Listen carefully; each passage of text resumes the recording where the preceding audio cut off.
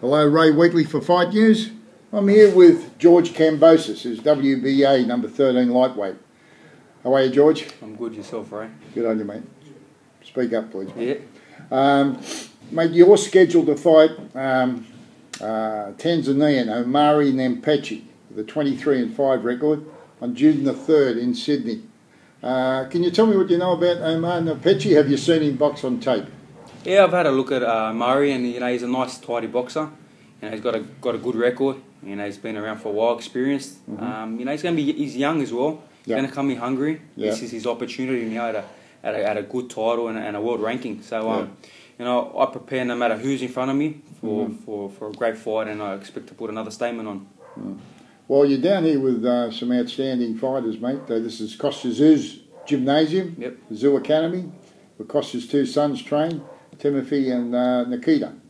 Now, in your last bout in December of last year, you scored a sensational 4-round KO over Joebert Reyes. Reyes had beaten two Australian champions, Valborg and Darragh Foley. Can you tell me about that fight, and was that your best win, in your opinion? It was a great win. We executed everything that we had trained for. Reyes is a big power puncher. He's beaten some top guys, and it was probably my best win. What I'd done to him in 4 rounds, not many thought I would do it. Yeah. But I knew my mind, my team knew that was going to happen, and I know my speed. I trust in my speed. I trust in my power and my footwork, and that's what gets me over the line. You have great sparring here. Over the years, you've sparred Anthony Mundine, all the top names. Tell me some of the other names you've boxed. I've sparred some great guys down here, and I've had Chock. Can't get better sparring than that. One of the all-time of Australian boxing. He's put us back on the map. He has, mate. He gave us plenty of publicity. Lenny Zapp, done some good work with Lenny Zapp. Oh, good. He's number 5 in the world. Vic Darshinian. Vic as well. And unified world champion. I'm doing some great work with Lovemore at the moment. You're boxing Lovemore to do. Yeah, we're going to talk about that. Coming back for July to fight. He is. And we also got some good young guys, like Jackie Brubaker, we're sparring with him. Oh, you box Jack Brubaker? Yeah, we do a lot of rounds, me and Jack, He's we're good mates as well, so do a lot of work together as well. He looks like he's going to be a world-class welterweight. Now, Perth-based Aussie Brendan Ogilvie is now rated WBA number 10 as a lightweight. Are there any plans for an Ogilvie-Kambosos fight in 2016? And have you fought him in the amateurs? We fought before, it's been very even fights. I think it's one apiece, and we're both very even. That's definitely a fight that I want to have. Yeah. And I think a lot of the Australian public are starting to get really excited about this fight. I know today the ratings came out in the AMBF. Yeah. And I'm number 1, he's number 2. Yeah. And as well, he's got the high award rating in the WBA. So it's a great fight, and I think at the end of the year, we'll both be doing the right things, and I think we should get it on. So you're keen to challenge? Yeah, it'll be a great fight, We both know each other, and I know that Australia's looking for the next big thing and the big superstar in Australia. So, I'm ready to take the crown. Good on you, George. Now, George, the WBA champ is Anthony Crowley. You've watched him box. The WBC champ is Jorge Linares. The IBF champ, Rancy Bartholomew. WBO champ is Terry Flanagan. What champ will you target, and who do you think is the best out of all the champs? Well, we're rated with the WBA at the moment, so of course we're going to chase Crowler. I've watched him before. He's a good boxer, but I believe that my speed, my footwork, my power, everything that I possess, my dedication, the drive that I have inside me, will get me over the line on any of these guys that I fight. So I'm still young. I'm only 22. Yeah. But we do have plan, and we want to do it quick. How long will you give yourself? 12 months, 18 months for a title shot? Take it step by step, but I'm looking at 18 months, to get to that title shot. I know Australia's thriving for that world champions, and I want it. You've got a big following here in Sydney, George. George, you two-time world champ Lovemore Nadu has predicted that you will be a future world champion. You are currently working as a sparring partner with Lovemore. Can you tell me a bit about those sparring sessions? How are they coming along? Oh, they've been good. Lovemore, he's been around. One of Floyd Mayweather's sparring partners. One of my idols. Yeah. He's fought Miguel Cotto, another idol of mine. The experience I'm getting from Lovemore is second to none. The little things that he does, little tricks. He's got a great jab. So, you know, working together, I know I'm helping him and he's helping me. Yeah. Is he looking? He's looking sharp. He's looking sharp, and I know July when his fight comes around, he'll be ready. Good work.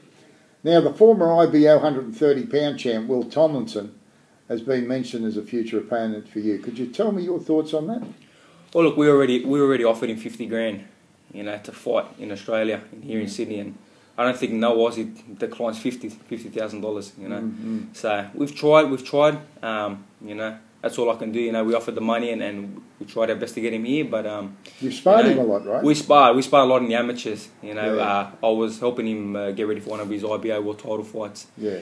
You know, you were amateur at the time. And I was an amateur. So I was actually amateur, and then I was preparing another time for my pro debut. Okay. And he knows, and everyone at the gym knows what was happening in them sparring sessions. So I know 50 grand is nice, but you know, I think he'll stay clear from me. George, you had 100 amateur fights, winning 86 fights. You were 7 times New South Wales champ, 5 times Golden Gloves champion. You're Australian champ in 2009. You contested a world amateur title in Armenia. Tell me about that tournament in Armenia. Who did you fight over there, mate? Oh, what an experience! You know, going to Vic's homeland. Yeah. You know, Look, it's a third world country, and you know, where you see how hungry these people are. And I ended up drawing the local boy, the Armenian, who was a silver medalist. So in the European Championship, so we ended up drawing him, and you know, it was a great fight, good experience for myself. He ended up beating me, but you know, I learned so much from it. And he ended up going on to win the silver medal in the competition, and became silver in the world. Now, also in 2009, you boxed a tournament in the Ukraine. Could you tell me about that tournament? That was another great tournament. Yeah. Who did you box there, mate?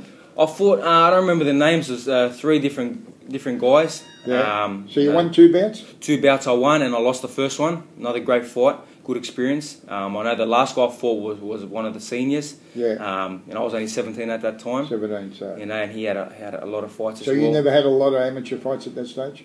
At that stage, I might have had 30 roughly around 30 fights. So fighting these guys, you know, at that stage, and getting away with some good wins and some good scraps.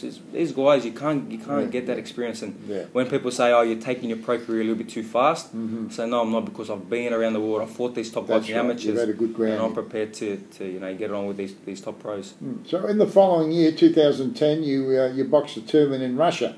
Can you tell me about that tournament? Who did you box in Russia? Oh, I fought the number two senior in Russia. Yeah. I was only 17 and a half, or just turning 18. Quite 18. Not quite 18. You know, this guy was a man, and he had over 250 amateur fights. Yeah. And well, this was one of my hardest fights, but I was very proud of myself after, because I gave him my all. And it was a very close fight. He only edged you. I opened him up. He edged it, but I opened him up. There was blood everywhere, and the crowd was on their feet. Great experience. You know, so another great experience, you know, taking these guys on. George, you then the following year, mate, 2011, you boxed in Kansas, the USA. Can you tell me about that tournament?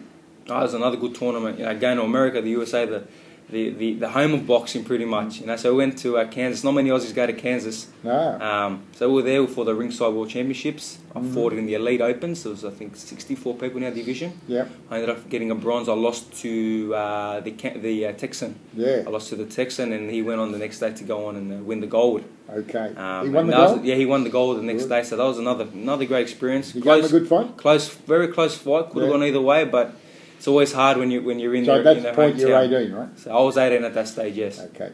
Now after that tournament, you had the opportunity to go to train at the Wildcard Gym under Freddie Roach. Yep. You were there for a week? Yep. Tell me about that experience. Was Manny Pacquiao there? Manny wasn't there, but Freddie was. We walked up the stairs, and I was all excited to come to the home of Pacquiao and Freddie Roach. Sure. And as we walked up, there was Freddie. At the counter, and we started speaking to him, and he goes, "We're here for sparring." He goes, "Okay, I've got some good boys for you to spar." Yeah. Ended up sparring 2 Mexicans, 4-on-4, so I went straight 8 rounds with them. Yeah, yeah. And so I was still an amateur, you know. They were pros? They were pros, yeah. Okay. So we sparred them boys, and then we told Fred we'll be back sparring again tomorrow. And he goes, no. He goes, you come train normal tomorrow, and I want you here on the Thursday. Yeah. I want you, and I got a good pro for you to spar as well. So we had a good relationship with Freddie at that stage, and he said, whenever you're back in the States, I would like you to come back to the wild card. So I'm definitely looking to go over, to go over there and test myself. And Australian Justin Fortune's got. He's over there too. So I know he's over there. So he's part of Manny Pacquiao's team. It'd be great to go over there and mix it up with the top guys in the world. Terrific. You're in the 2012 Olympic trials here in Australia. Tell me about that. We prepared very well for that. We were actually sparring Joel Brunker for that. Mm-hmm. Another great pro. Yeah. We were sparring him for pretty much the whole time to lead up to the Olympic trials. World-class junior lightweight. Yeah. And we got through to the semi-finals and we came up against Luke Jackson, who had already won a bronze in the Commonwealth Games in Melbourne. Yeah. And it was a great fight. It ended up being a 16-all draw. Yeah. Very close fight. Could have gone either way. I believe I won it. He believed he won it. Yeah. And then ended up going his way in the count back. He ended up going to making the Olympic team and captaining the side as well. Right. So he done well, and I was happy for him. If it was going to be anyone, I'd rather be him. Yeah. Well, you had a great amateur career, mate. Igor Gulabov is your trainer, and he's had you since day one, since you're an amateur and a pro. And so you tell me about your relationship with Igor. Oh, Igor, he's been there from day one. From when I walked up, he was the first person I spoke to, and we worked extremely hard together. Yeah. Preparation after preparation, we're always learning and working towards our goals. I know he has his goal, and it's the same as my goal, and he always looks after me. Yeah. So it's a good relationship. A lot of guys now are not loyal. Yeah. And I still have that behind me. I love that loyalty thing between a coach and a fighter, and it pays off. And I know we at the end of the day, when it's all said and done, look back and we'll be happy with what we've done. Terrific, George. George, is there anything you'd like to say to the readers of Fightnews? Just June 3rd, keep an eye out on me. I'm going to put on a hell of a show again come June 3rd. Yeah. And Fightnews, I appreciate you doing this interview. And you're going to another star in Australia. I'm currently number 1, number 13 in the world, and number 1 in Australia. And I know I'm the next future star. We're going to keep our eye out for you, George. Definitely. Best of luck, George. Thank you. Cheers, mate.